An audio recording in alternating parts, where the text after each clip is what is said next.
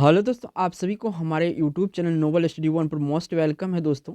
तो दोस्तों आज आधुनिक भारत का ये सीरीज चला रहे हैं दोस्तों, और आपका 7:45 में ये वीडियो मिलता है। इसी का सीरीज को मैं कंटिन्यू कर रहा हूँ। ठीक है, काफ़ी इम्पोर्टेंट है। यहाँ पे आधुनिक भारत का मॉडर्न हिस्ट्री का ये पार्ट आपका 4th नंबर का है। इससे पहले आपको 3 पार्ट दे चुके हैं। नहीं देखे हैं तो डिस्क्रिप्शन में लिंक है, वहाँ पर जाके देख सकते हैं। आज का जो पार्ट 4 है, इसमें है ब्रिटिश सत्ता का विस्तार। ठीक है, चैप्टर वाइज करवाते हैं दोस्तों। चाहे जो भी मैं सब्जेक्ट करवा रहा हूँ, इधर से जो भी आप 2-3 महीने से देख रहे हैं कि मैं चैप्टर वाइज करवा रहा हूँ। आपका 5:15 शाम में जो है, 5:15 शाम में आपको वीडियो मिलता है कि फिजिक्स के ऊपर। फिजिक्स के ऊपर ये भी सीरीज कंटिन्यू है। ये भी लूसेंट का सीरीज है, काफ़ी इंपॉर्टेंट है ये लूसेंट का सीरीज। यहाँ पे भी मैं पूरा वीडियो करवाऊंगा। ठीक है, यहाँ पे चालिए। और ये आपका ब्रिटिश सत्ता विस्तार का ये तीसरा वीडियो है, सॉरी चौथा वीडियो है। ठीक है, इसमें टोटल जो है क्वेश्चन यहाँ पे 60 क्वेश्चन है। काफ़ी महत्वपूर्ण क्वेश्चन है। यही क्वेश्चन आपके एग्जाम में आए हैं, क्योंकि क्वेश्चन का लेवल बहुत डिफिकल्ट रखे हैं। ठीक है, सभी प्रतियोगिता परीक्षा के लिए, जैसे एसएससी सीजीएल है, यूपीएससी है, एनटीपीसी है, सीजीएल है, railway, group D, RPF, constable, SI, NDA, navy, FCI, GD, etc, सभी एग्जाम के लिए है। कोई भी वनडे एग्जाम की आप तैयारी करते हैं तो आपके लिए काफ़ी इंपॉर्टेंट है। लेट नहीं करेंगे, चलते हैं पहला क्वेश्चन से स्टार्ट करते हैं। तो ये रहा आपका पहला क्वेश्चन, काफ़ी महत्वपूर्ण क्वेश्चन है ये। इसमें पूछा गया कि सती प्रथा का अंत करने तथा ठगी को समाप्त करने का श्रेय किसको दिया जाता है। सती प्रथा का अंत करने तथा ठगी को समाप्त करने का श्रेय किसे दिया जाता है। यहाँ पे आपका 4 ऑप्शन है। किसी भी ऑप्शन पहले से पता है तो आप अपना कमेंट में दे सकते हैं कि यह आंसर सही है। देखिए, लॉर्ड विलियम बेंटिक जो था, इन्होंने ठगी प्रथा को समाप्त किया था। डी ऑप्शन सही है। देखिए दोस्तों, प्रैक्टिस सेट देने से कुछ नहीं होगा। मेन है आपका, आपको अब चैप्टर वाइज करना पड़ेगा। चैप्टर वाइज करने से आपका क्वेश्चन नहीं छूटा। प्रैक्टिस सेट कर लो, प्रैक्टिस सेट कर लो। प्रैक्टिस सेट से कुछ नहीं होने वाला। वो क्वेश्चन बार बार रिपीट होता है, वही क्वेश्चन होता है। चलिए अगला क्वेश्चन पर।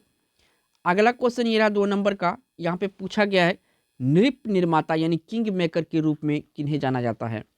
तो ये किंग मेकर के रूप में जाना जाता है, किसको जाना जाता है यहाँ पे, तो ये जाना जाता है सैयद बंधु को। काफ़ी महत्वपूर्ण क्वेश्चन है, बीबीआई क्वेश्चन है ये। ठीक है, एक एक क्वेश्चन आपके लिए इंपॉर्टेंट है। अगर आपको एग्जाम निकलना है तो हर हालत में आपको टॉपिक वाइज हर एक चीज़ को कवर करना पड़ेगा, चाहे सिलेबस जितना भी बड़ा हो, लेकिन आपको टॉपिक वाइज कवर करना पड़ेगा, तभी आपका कटअप जो है आएगा। चलिए अगला क्वेश्चन पर आ जाइए। अगला क्वेश्चन ये रहा दोस्तों आपका 3 नंबर में, पलासी की लड़ाई 1757 में अंग्रेजी सेना का नेतृत्व किसने किया था।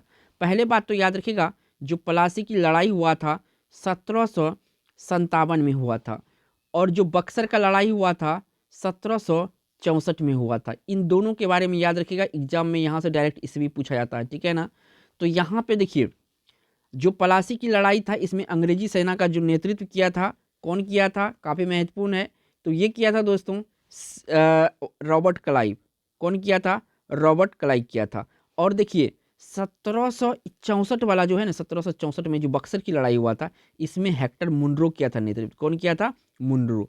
मुनरो 64 में जो बक्सर की लड़ाई हुआ था उसमें हुआ था। और रॉबर्ट क्लाइव जो है 1757 वाला जो प्लासी की लड़ाई हुआ था, इनमें ये दोनों ये यहाँ से आपका 5 क्वेश्चन बन रहा है। ठीक है, एक एक क्वेश्चन आपके इंपॉर्टेंट, जो भी बात मैं यहाँ पे बोर्ड पे लिखता हूँ आपको समझाता हूँ, काफ़ी महत्वपूर्ण है। यही क्वेश्चन आपका एग्जाम में आता है। ठीक है, ये ना पूछ दे प्लासी की लड़ाई अंग्रेजों के सेना नेतृत्व किसने किया था, ये ना पूछ के पूछ दे कब हुआ था, तो आपको याद कर लेना है यहाँ से। चलिए अगला क्वेश्चन पर जाइए। अगला क्वेश्चन यहाँ पे 4 नंबर का है। पूछा गया है कि फर्रुखसियार किसके सहयोग से मुगल बादशाह बना था। अब देखिए, फर्रुखसियार तो मुगल बादशाह बना था, इसमें सहयोग इसका किसने किया था। तो इसमें जो इसका सहयोग किया था, ये किया था सैयद बंधु। सैयद बंधु जो है किंग मेकर था दोस्तों, जिसको चाहे उसको ये राजा बना सकता था। ठीक है ना, डी ऑप्शन इस क्वेश्चन का राइट आंसर है। चलिए अगला क्वेश्चन पर। अगला क्वेश्चन यहाँ से 5 नंबर का है। पूछा गया कि बक्सर के युद्ध 1764 में अंग्रेजी सेना का नेतृत्व करने वाला था। बक्सर के युद्ध 1764 में अंग्रेजी सेना का नेतृत्व करने वाला था। तो अंग्रेजी सेना, देखिए पूछ नहीं दिया यहाँ पे, तो इसमें किया था हेक्टर मुनरो। किसने किया था, हेक्टर मुनरो किया था। ठीक है, अगला क्वेश्चन पर आइए। अगला क्वेश्चन ये रहा आपका 6 नंबर का, काफ़ी महत्वपूर्ण क्वेश्चन है कि बहादुर शाह फर्स्ट की मृत्यु के बाद जहांदार शाह मुगल सिंहासन पर आसीन हुआ, वह किसकी सहायता से सम्राट बना था। ये जो बहादुर शाह की मृत्यु के बाद जहांदार शाह मुगल सिंहासन पर बैठा था, किसकी सहायता से ये सम्राट बना था। तो देखिए, इनमें भी जो है इसका जुल्फिकार खां का इसमें मेन रोल था। किसका? जुल्फिकार खां का। ठीक है, याद रखिएगा। कौन बना था? जहांदार शाह कोई, ये सिंहासन पर बैठा था जुल्फिकार खां। किसके मरने के बाद? तो बहादुर शाह के फर्स्ट के मरने के बाद। चलिए अगला क्वेश्चन पर आइए। अगला क्वेश्चन ये रहा और यहाँ से काफी महत्वपूर्ण क्वेश्चन है ये भी। बंगाल का द्वैत शासन कब से कब तक चला था? बंगाल का द्वैत शासन कब से कब तक चला था? तो याद रखिएगा 1765 से, मैं यहाँ पे लिख देता हूँ, मुझे याद है, आपको भी याद होना चाहिए, 1772 तक। ठीक है, 1765 से लेकर 72 तक। ठीक है, बंगाल में द्वैत शासन चला था। सी ऑप्शन यहाँ पे, सॉरी, ए ऑप्शन सही है। ए आपको याद होना चाहिए। 65 से 72 कितना साल चला था? तो 15 में से आपका 5 में से, हाँ 5 तो जोड़ेंगे तो इसमें कितना होगा? 70 2, यानी कि 7 साल। ठीक है, चलिए अगला क्वेश्चन पर आइए। अगला क्वेश्चन ये रहा आपका 8 नंबर का। यहाँ से पूछा गया है कि 1707 ईस्वी में औरंगजेब की मृत्यु के बाद मोहम्मद मुअज्जम किस नाम से मुगल राज सिंहासन पर बैठा था? एक कुछ चीज़ याद रखिएगा, 1707 में जो है कि औरंगजेब की मृत्यु हुई थी। ठीक है, इसके बाद जो है मोहम्मद मुअज्जम किस नाम से मुगल राज सिंहासन पर बैठा था? तो ये नाम था मोहम्मद शाह। किस नाम से बैठा था? मोहम्मद, एक मिनट, बहादुर शाह फर्स्ट के नाम से बैठा था। किसके नाम से? बहादुर शाह फर्स्ट के नाम से बैठा था। चलिए अगला क्वेश्चन पर आ जाइए प्यारे दोस्तों। अगला क्वेश्चन ये रहा आपका 9 नंबर का। तो यहाँ से पूछा गया है आपसे, वर्ष 1798 ईस्वी में वेलेजली द्वारा प्रस्तावित सहायक संधि को स्वीकार करने वाला सबसे पहला भारतीय शासक कौन था? काफी महत्वपूर्ण क्वेश्चन है ये। तो सबसे पहले जो वेलेजली द्वारा जो प्रस्तावित सहायक संधि था, हैदराबाद का जो निजाम था, इन्होंने अपनाया था सबसे पहले। कौन? हैदराबाद का निजाम। डी ऑप्शन यहाँ पे सही है। चलिए अगला क्वेश्चन पे प्यारे दोस्तों। देखिए दोस्तों, आप लोग को अगर वीडियो पसंद आ रहा है ना, वीडियो को एक प्यारा सा कमेंट और लाइक जरूर कीजिए। यहाँ पे लाइक कीजिए, करते हैं ना, तो मुझे मोटिवेशन मिलता है, अगला वीडियो में बहुत जोर शोर से बनाता हूँ। ठीक है ना दोस्तों? देखिए दोस्तों, और चैनल पे पहली बार आए हैं तो चैनल को सब्सक्राइब कर लिए, आपको अगर चैप्टर वाइज सभी सब्जेक्ट को कंप्लीट करना है तो। चलिए अगला क्वेश्चन यहाँ पे पूछा गया है दोस्तों आपसे, ठगों के दमन में निम्नलिखित में से कौन संबंध था? ठगों के दमन में इनमें से कौन संबंधित था? तो कर्नल स्लीमैन जो था, ये का संबंधित था ठगों के दमन में, यानी ठगों को समाप्त करने में। डी ऑप्शन इस क्वेश्चन का राइट आंसर है। चलिए अगला क्वेश्चन पर आ जाइए। अगला क्वेश्चन आपका 11 नंबर का है। इसमें पूछा गया कि भारत का प्रथम गवर्नर जनरल वो वायसराय था। भारत का प्रथम गवर्नर जनरल वो वायसराय था। तो प्रथम गवर्नर और जो वायसराय था, ये कौन था दोस्तों? ये था आपका लॉर्ड कैनिंग। याद रखिएगा, काफ़ी महत्वपूर्ण है लॉर्ड कैनिंग। तो लॉर्ड कैनिंग जो था प्रथम गवर्नर और वायसराय भी था। ठीक है, लॉर्ड कैनिंग। ठीक है, याद रखिएगा। चलिए अगला क्वेश्चन पर आ जाइए प्यारे दोस्तों। अगला क्वेश्चन यहाँ पे पूछा गया है कि ब्रिटिश भारतीय राज्य क्षेत्र का अंतिम प्रमुख विस्तार है। ब्रिटिश भारतीय राज्य क्षेत्र का अंतिम प्रमुख विस्तार हुआ तो किसके समय में हुआ था ये विस्तार? तो ये हुआ था दोस्तों डलहौजी के समय में। किसके समय में? डलहौजी के समय में। डी ऑप्शन यहाँ पे सही है। चलिए अगला क्वेश्चन पर चलते हैं दोस्तों। तो अगला क्वेश्चन ये रहा आपका 13 नंबर का। यहाँ पे पूछा गया है कि तीसरे आंग्ल मैसूर युद्ध को रोकने के लिए टीपू सुल्तान ने अंग्रेजों के साथ कौन सा संधि की थी? तो तीसरा जो आंग्ल युद्ध था ना, इसको रोकने के लिए श्रीरंगपट्टनम की संधि की थी। कौन सा? श्रीरंगपट्टनम की संधि की थी। डी ऑप्शन यहाँ पे सही आंसर होगा इस क्वेश्चन का। ठीक है, चलते हैं, आ जाइए दोस्तों 14 नंबर क्वेश्चन पर। एक क्वेश्चन आपके लिए काफ़ी इंपॉर्टेंट है कि निम्नलिखित भारतीय शासकों में से कौन था जिसने विदेशों में आधुनिक पद्धति से दूतावास स्थापित किया था, यानी कि दूतावास, एम्बेसडी स्थापित किया था? तो ये क्या था दोस्तों? हैदर अली, सॉरी हैदर अली, टीपू सुल्तान इसी का बेटा था, या हैदर अली का बेटा था टीपू सुल्तान? बी ऑप्शन इस क्वेश्चन का राइट आंसर हो जाएगा। चलिए दोस्तों अगला क्वेश्चन पर आ जाइए। 15 नंबर का काफ़ी महत्वपूर्ण क्वेश्चन है। देखिए, इस क्वेश्चन से करने से आपको 5 आंसर आपको आ गया, समझिए। राज्य क्षय, हड़प नीति, जब्ती सिद्धांत, डॉक्ट्राइन ऑफ लैप्स। अब बताते हैं कि ये अलग अलग वर्ड जो लिखा हुआ, सबका मीनिंग तो एक ही होता है, लेकिन हर बार ये अलग अलग करके पूछा था। कभी राज्य क्षय, कभी हड़प नीति, कभी जब्ती सिद्धांत, कभी डॉक्ट्राइन ऑफ लैप्स। ये किसके द्वारा लागू की गई थी? तो ये डलहौजी के द्वारा लागू की गई थी। किसके द्वारा? डलहौजी के द्वारा। काफ़ी महत्वपूर्ण क्वेश्चन है, ये क्वेश्चन इतना महत्वपूर्ण है कि समझिए आप जो एग्जाम देने जाएंगे इतिहास से क्वेश्चन करेगा तो क्वेश्चन कर दिया, यहाँ पे देख लीजिएगा। चलिए अगला क्वेश्चन पर आ जाइए। अगला क्वेश्चन ये रहा आपका 16 नंबर का। प्यारे दोस्तों, बंगाल के किस गवर्नर जनरल के काल में पिट्स इंडिया एक्ट पारित हुआ था? सबसे पहले तो आपको याद रखना है कि 1784 में पिट्स एक्ट आया था। कब आया था? 1784 में। अब कौन गवर्नर जनरल का काल था? तो ये गवर्नर जनरल का काल था दोस्तों लॉर्ड मिंटो। कौन था? लॉर्ड मिंटो के शासनकाल में आया था पिट्स इंडिया एक्ट 1784। ये भी काफ़ी इंपॉर्टेंट है 1784। चलिए अगला क्वेश्चन पर आ जाइए। अगला क्वेश्चन यहाँ से पूछा गया है 17 नंबर का। किस सिख गुरु ने फारसी में जफरनामा लिखा था?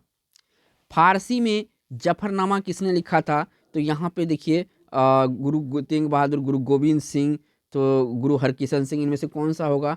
तो इनमें जो राइट आंसर होगा गुरु गोविंद सिंह। जफरनामा लिखा था गुरु गोविंद सिंह ने। इस क्वेश्चन का ए ऑप्शन यहाँ पे सही है। चलिए अगला क्वेश्चन पर आ जाइए। अगला क्वेश्चन यहाँ पे पूछा गया है 18 नंबर में। किसके समय में कलकत्ता में प्रथम न्यायालय की स्थापना की गई थी? किसके शासनकाल में कलकत्ता में प्रथम न्यायालय की स्थापना की गई थी? यहाँ पे 4 ऑप्शन है। तो ये किया गया था दोस्तों किसके शासनकाल में? ये किया गया था वारेन हेस्टिंग के शासनकाल में। किसके शासनकाल में? वारेन हेस्टिंग के शासनकाल में किया गया था। ठीक है, कलकत्ता में प्रथम न्यायालय की स्थापना। तो बी ऑप्शन इस क्वेश्चन का राइट आंसर होगा। चलिए बढ़िए अगला क्वेश्चन पर प्यारे दोस्तों। अगला क्वेश्चन ये रहा दोस्तों 19 नंबर में कि भारत में डाक व्यवस्था शुरू करने वाला ब्रिटिश गवर्नर जनरल कौन था? देखिए यहाँ पे याद रखना है डाक और रेल एक ही व्यक्ति इनको शुरुआत किया था भारत में, श्रेय है ये है लॉर्ड डलहौजी। कौन है? लॉर्ड डलहौजी। इन्हीं के द्वारा ये दोनों चीज आया था भारत में, लॉर्ड डलहौजी। सी ऑप्शन यहाँ पे सही है। चलिए अगला क्वेश्चन पर। अगला क्वेश्चन ये रहा आपका 20 नंबर का। पूछा गया है किस अधिनियम के तहत वारेन हेस्टिंग बंगाल के प्रथम गवर्नर जनरल बनाए गए थे? किस अधिनियम के तहत? काफ़ी महत्वपूर्ण है। तो ये जो आपका 1773 रेगुलेटिंग एक्ट, याद रखिएगा 1773 में जो रेगुलेटिंग एक्ट आया था इन्हीं के तहत जो है वारेन हेस्टिंग बंगाल का प्रथम गवर्नर जनरल बना था। यानी कि यहाँ से सी ऑप्शन इस क्वेश्चन का राइट आंसर है। चलिए अगला क्वेश्चन पर आ जाइए। अगला क्वेश्चन ये रहा दोस्तों, यहाँ पे पूछा किस सिख गुरु ने गुरु नानक की जीवनी लिखी थी? अब देखिए गुरु नानक भी सिख गुरु थे, पहले गुरु थे। अब इनका भी जीवनी लिखी गई थी किसके द्वारा? तो इनका जीवनी लिखा गया था दोस्तों गुरु अर्जुन देव के द्वारा। किसके द्वारा? गुरु अर्जुन देव के द्वारा। बी ऑप्शन इस क्वेश्चन का राइट आंसर है। ठीक है, यहाँ पे बी ऑप्शन याद रखना है, गुरु अर्जुन देव ने गुरु नानक की जीवनी लिखी थी। चलिए अगला क्वेश्चन पर बढ़िए प्यारे दोस्तों। अगला क्वेश्चन है प्यारे दोस्तों, बंगाल के किस गवर्नर के समय में सरकारी खजाना मुर्शिदाबाद से कलकत्ता स्थानांतरित किया गया था? बंगाल के किस गवर्नर के समय में सरकारी खजाना मुर्शिदाबाद से कलकत्ता स्थानांतरित किया गया था? किसके शासनकाल था ये पूछा गया है। तो ये था वारेन हेस्टिंग के शासनकाल में। कब? वारेन हेस्टिंग के शासनकाल में। ठीक है ना, यहाँ से आपका बी ऑप्शन क्वेश्चन का राइट आंसर है। चलिए अगला क्वेश्चन पर आ जाइए। अगला क्वेश्चन यहाँ पे 23 नंबर का है। सिखों के सैन्य संप्रदाय खालसा पंथ का प्रवर्तन किसने किया था? तो ये खालसा पंथ जो था दोस्तों, ये खालसा पंथ, इसका शुरुआत किसने किया था? तो इसका शुरुआत किया गया था गोविंद सिंह, यानी गुरु गोविंद सिंह। ये 10वें गुरु थे और इनका जन्म हुआ था पटना साहिब में। ठीक है, कहाँ पे हुआ था? पटना साहिब में। ठीक है, ये ऑप्शन यहाँ पे सही है। चलिए बढ़िए अगला क्वेश्चन पर। अगला क्वेश्चन 24 नंबर काफ़ी महत्वपूर्ण है। यहाँ पे पूछा है 24 नंबर में दोस्तों कि डिंडीगुल नाम से नाम है। ये डिंडीगुल किस चीज़ का नाम है? तो डिंडीगुल जो है दोस्तों, ये नाम है आपका तमिलनाडु में एक नगर का। तमिलनाडु में एक नगर का नाम है डिंडीगुल। तो काफ़ी महत्वपूर्ण क्वेश्चन है ये, याद रखिएगा। चलिए अगला क्वेश्चन पर आ जाइए।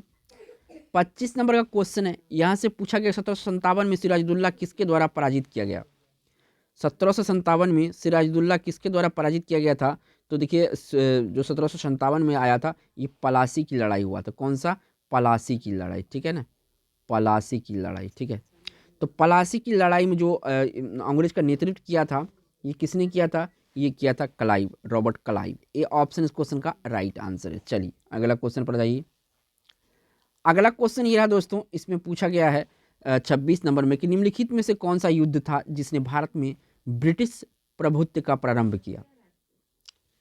तो देखिए मेन था जब ब्रिटिश का जो अहम रोल हुआ था प्लासी की लड़ाई से हुआ था। कौन सा? प्लासी की लड़ाई, जो कि आपका 1757 में हुआ था। ठीक है, बक्सर का युद्ध 1764 में हुआ था। इन दोनों लड़ाई, मेन तो प्लासी की लड़ाई है, इसके बाद बक्सर का युद्ध भी जीत गया। इन दोनों लड़ाई जीतने के बाद अंग्रेज का पत्ता यहाँ पे क्लियर हो गया। ठीक है, तो यहाँ पे तो सी ऑप्शन सही है। चलिए अगला क्वेश्चन पर आइए प्यारे दोस्तों। अगला क्वेश्चन ये रहा दोस्तों, इसमें पूछा गया कि निम्नलिखित में से किस सिख गुरुओं का सही काल क्रम है?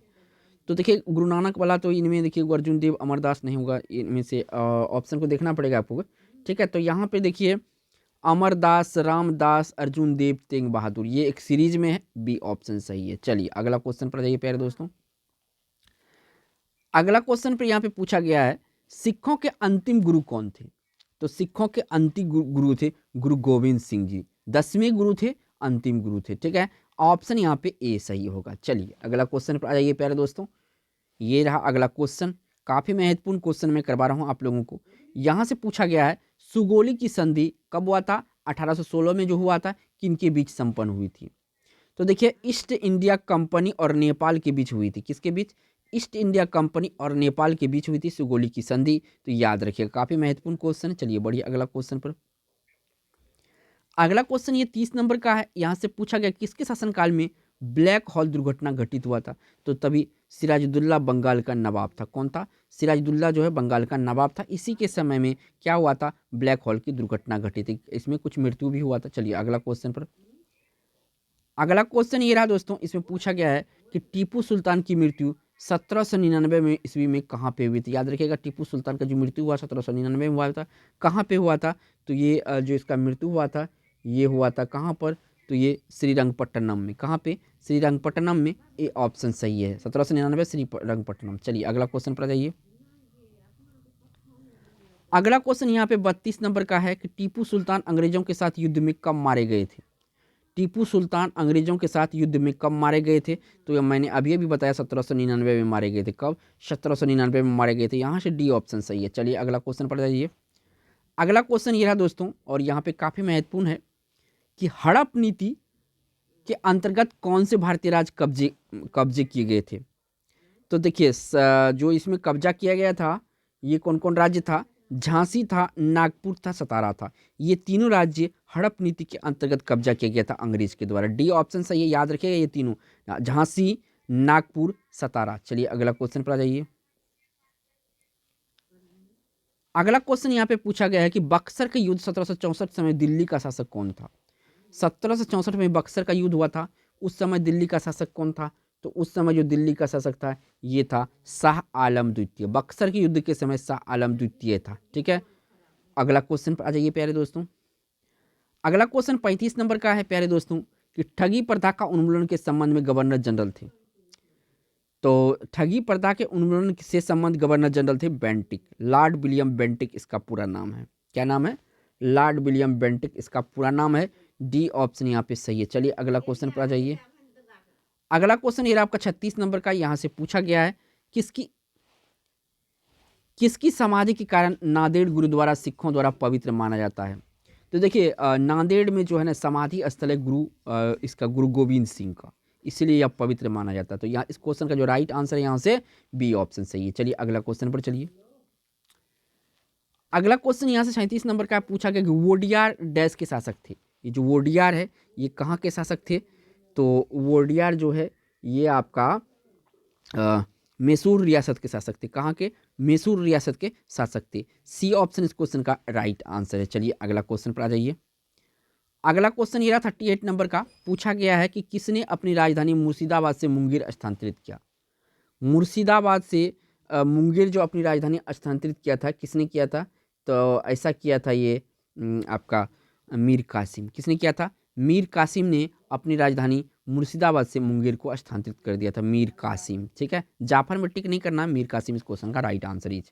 चलिए अगला क्वेश्चन पर आ जाइए। अगला क्वेश्चन यहाँ पे पूछा गया 39 नंबर में कि टीपू सुल्तान की राजधानी थी। इनमें टीपू सुल्तान की राजधानी कहाँ थी? तो टीपू सुल्तान की राजधानी जो थी श्रीरंगपट्टनम में। कहाँ पे थी? श्रीरंगपट्टनम में थी, यानी कि ये रहा आपका सी ऑप्शन आंसर। चलिए अगला क्वेश्चन पर आ जाइए। अगला क्वेश्चन 40 नंबर का है। पूछा गया तथाकथित कुशासन के आधार पर किस गवर्नर जनरल ने मैसूर राज्य को प्रशासन में ले लिया था। मतलब कुशासन के आधार पर मैसूर राज्य को प्रशासन में ले लिया था, किसके आधार पे, तो ये लिया था दोस्तों आपका किस आधार पर, तो ये लिया था लॉर्ड विलियम बेंटिक ने इसको कुशासन के आधार पर अपने अधीन ले लिया था, लॉर्ड विलियम बेंटिक मैसूर को। ठीक है, ए ऑप्शन इस क्वेश्चन का राइट आंसर है। चलिए अगला क्वेश्चन पर जाइए। अगला क्वेश्चन यहाँ पे पूछा गया है दोस्तों, क्लाइव को बंगाल का गवर्नर बनाया गया था। क्लाइव को बंगाल का गवर्नर बनाया गया था, कब बनाया गया था, तो ये बनाया गया था 1758 में। क्लाइव को 1758 में बंगाल का गवर्नर बनाया गया था। ये ऑप्शन सही, काफ़ी डिफिकल्ट होता है इसी टाइप का क्वेश्चन, आपको याद करते जाना है। चलिए अगला क्वेश्चन पर जाइए। अगला क्वेश्चन ये 42 नंबर का है कि रंजीत सिंह किस मिसल से संबंधित था, यानी कि किस मिशन से संबंधित, किस मिसल से संबंधित था रंजीत सिंह। तो रंजीत सिंह जो था दोस्तों ये संबंधित था आपका सुकरचकिया से, सुकरचकिया से, किससे, सुकरचकिया से। सी ऑप्शन सही है। चलिए अगला क्वेश्चन पर आ जाइए। अगला क्वेश्चन ये रहा दोस्तों, पूछा गया है 43 नंबर, स्वतंत्र भारत का प्रथम गवर्नर जनरल था। स्वतंत्र भारत का प्रथम गवर्नर जनरल था, ये था लॉर्ड माउंटबेटन। कौन था, लॉर्ड माउंटबेटन था। अगर भारतीय होता सी आर गोपालचारी होता, लेकिन यहाँ पे आपका पूछा है प्रथम, तो यहाँ पे लॉर्ड माउंटबेटन होगा। ए ऑप्शन इस क्वेश्चन का राइट आंसर है। चलिए अगला क्वेश्चन पर आ जाइए। अगला क्वेश्चन ये रहा दोस्तों 44 नंबर का, 1 नवंबर 1858 को महारानी विक्टोरिया का घोषणा पत्र इलाहाबाद में पढ़कर सुनाया था। कब सुनाया था, 1858 को। किसने सुनाया था, तो ये सुनाया था लॉर्ड विलियम बेंटिक। किसने सुनाया था, लॉर्ड विलियम बेंटिक ने सुनाया था। सॉरी, लॉर्ड विलियम बेंटिक ने नहीं सुनाया था दोस्तों, मैं गलत हो गया, लॉर्ड कैनिंग सुनाया था। कौन सुनाया था, लॉर्ड कैनिंग सुनाया था। तो याद रखिएगा लॉर्ड कैनिंग के बारे में। चलिए अगला क्वेश्चन पर आ जाइए। अगला क्वेश्चन ये रहा 45 नंबर का। यहां से पूछा गया है कि द्वैत शासन नीति किसने समाप्त किया था। द्वैत शासन नीति किसने समाप्त किया था, तो इसको समाप्त किया गया था दोस्तों किसके द्वारा, ये समाप्त किया गया था आपका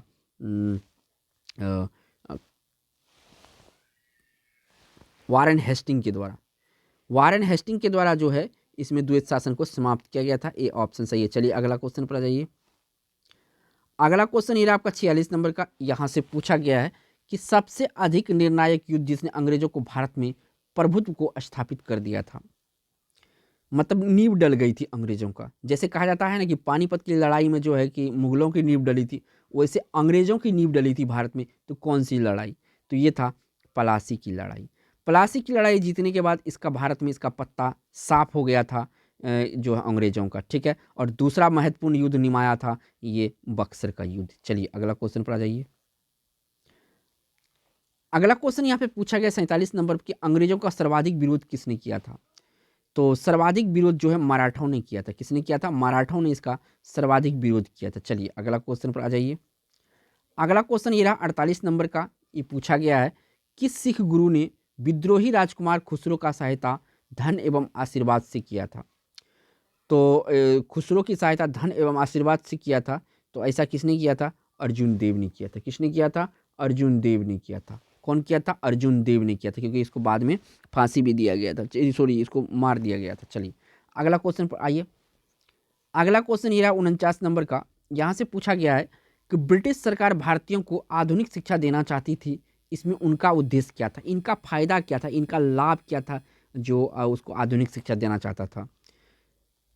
ठीक है, देखिए भारत में अपनी राजनीतिक सत्ता का नींव सुदृढ़ करना चाहता था। क्या करना चाहता था, अपनी भारत में अपनी राजनीतिक सत्ता को नींव जो है सुदृढ़ करना चाहता था, इसीलिए ये शिक्षा देना चाहता था। ठीक है, तो यहाँ से सी ऑप्शन सही है। चलिए अगला क्वेश्चन पर जाइए प्यारे दोस्तों। 50 नंबर का क्वेश्चन है।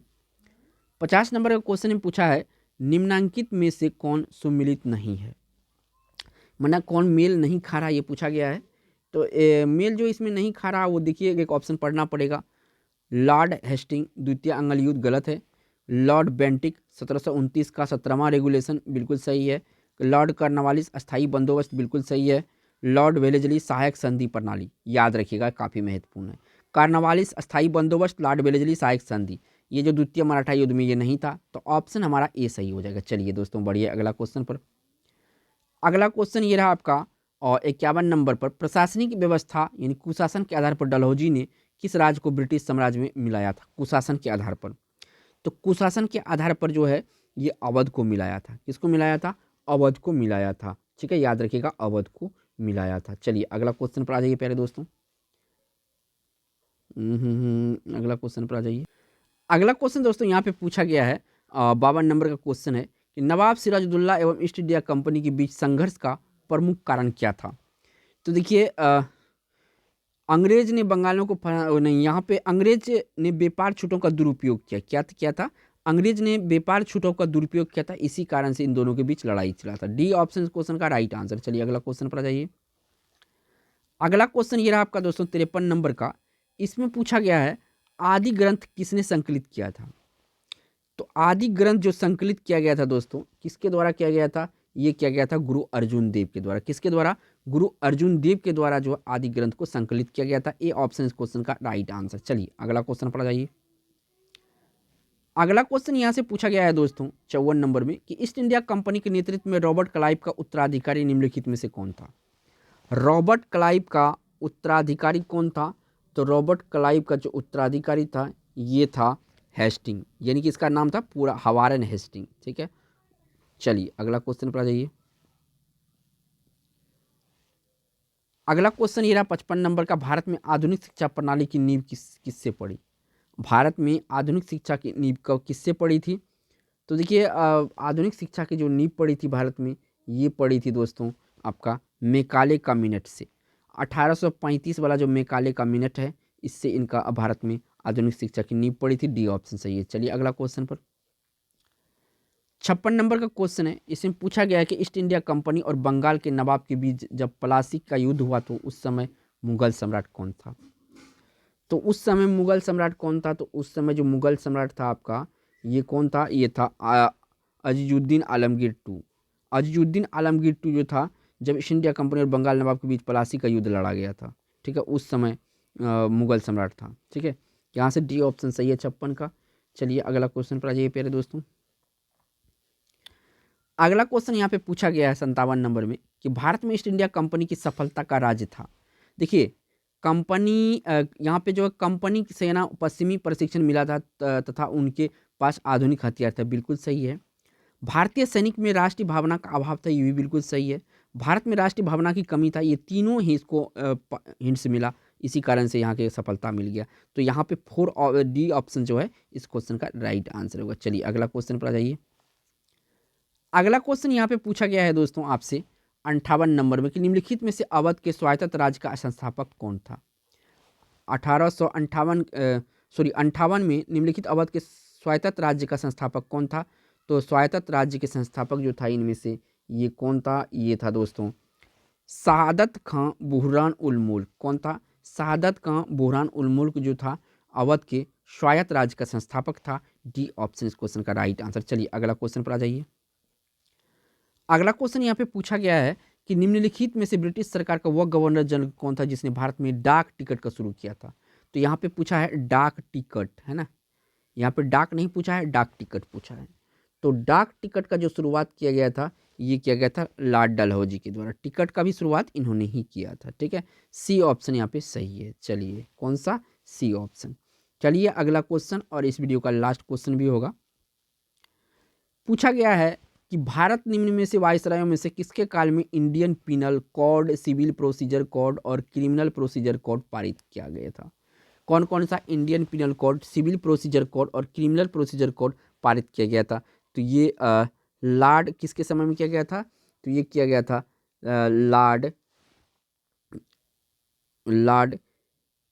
लॉर्ड कैनिंग के समय में। किसके समय में? लॉर्ड कैनिंग के समय में। तो इस क्वेश्चन का यहाँ से राइट आंसर ए ऑप्शन सही है।